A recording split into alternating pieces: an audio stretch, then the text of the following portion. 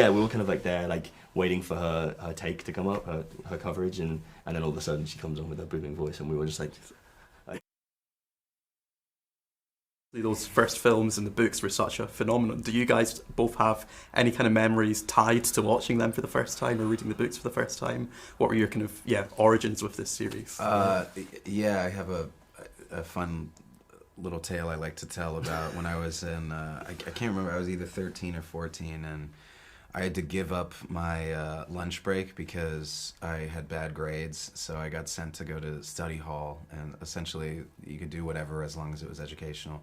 We had a really good librarian that I was really just passionate about getting kids to read, and that wasn't something I really liked to do recreationally, and he gave me the Hunger Games book, and he's like, I think you're really going to like this, it's a popular book. And it was the first book I ever read that I couldn't put down.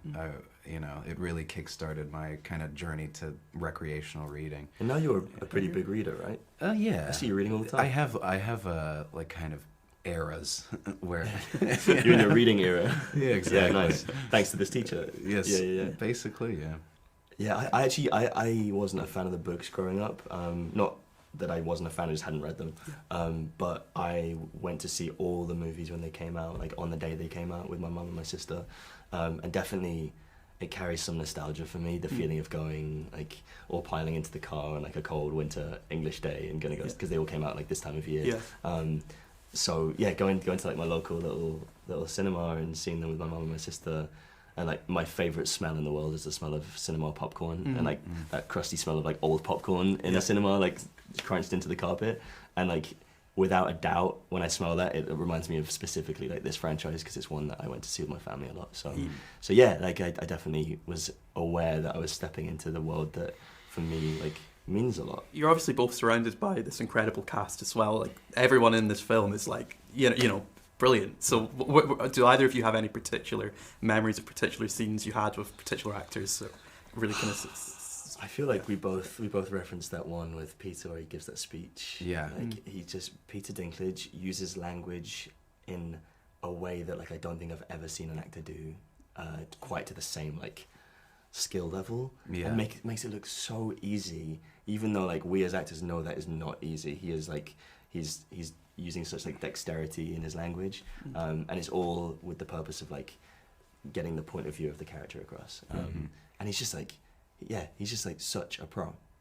So I think they led by example, and I learned a lot just watching. Yeah, it's so interesting because it feels like it's just on a whim, like in the energy that he brings to it. But it is so the word that I could use is like precise. Like so precise. The color that he puts on his language. I mean, I want to ask him actually. I want to see if like he's probably just at a certain point he's done it so much that it's maybe like, so. I guess he's done 10,000 hours of it, right? Like he makes it look so easy. Another one that I have is when Viola first came in as Dr. Gall. So I didn't get the chance to speak with her. I was in hair and makeup and stuff, so I had not met her before she came on in character.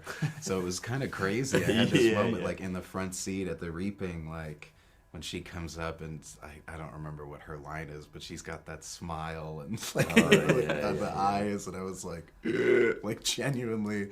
Would you remember that day? Like there was all these kind of like hushed whispers about like Viola's coming. That's right. Do you remember? And we were like, and there was like loads of like hundreds of extras, dozens of actors, and a massive crew, and we're all in this like big hall, and you just felt this like palpable kind of like tension of like one of the greatest actors in the world is about to be on set.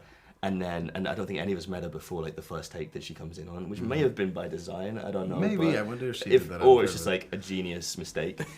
But yeah, we were kind of like there, like waiting for her take to come up, her coverage, and then all of a sudden she comes on with her booming voice, and we were just like and it was perfect because it was like what our reaction would be to Dr. Gall as well. Yeah. So.